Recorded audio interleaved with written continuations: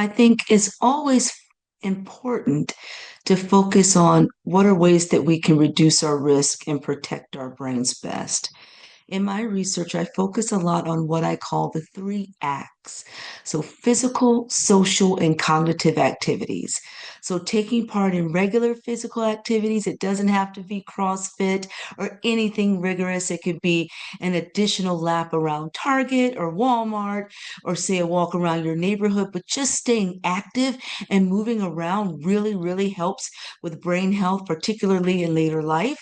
Cognitive activities, doing things that are mentally stimulating, reading, talking to a friend about a current event, visiting a museum, library, etc. Those are all important things to keep yourself thinking and being stimulated in that way. And lastly, is social activities. So taking part in meaningful things consistently with people you like, with an activity you enjoy, and not necessarily work-based are all important things for maintaining your brain health, especially as we age. However, there are several key risk factors, and one particularly includes the heart to head highway. So, what we do for our head is really impacted by what we do for our hearts, especially in middle age. So think about the age that I am now. So wanting to make sure that if you have any cardiovascular issues, say hypertension, congestive heart failure, or type 2 diabetes, you want to make sure that if you have these conditions, that they are controlled. That's the biggest favor you can do for yourself, especially in middle age into older age, and staying active.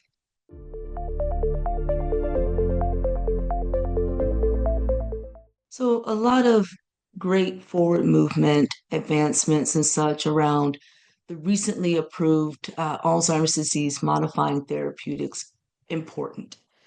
However, I've been very heartened to see more clinical trials focused on these non pharmacologic mechanisms, what I just spoke about social, physical, and cognitive activities, how these things from middle age into older age, but also firmly in older age, can impact our brain health, even if we are diagnosed with mild cognitive impairment or Alzheimer's disease. So, ways that people can really keep engaged with their communities, their families, themselves.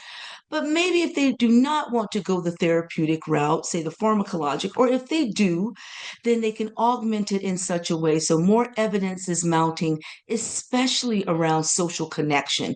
So we've all heard about the deleterious impacts of social isolation. So we're really thinking about how can we stay connected post-COVID in the digital world going into older age.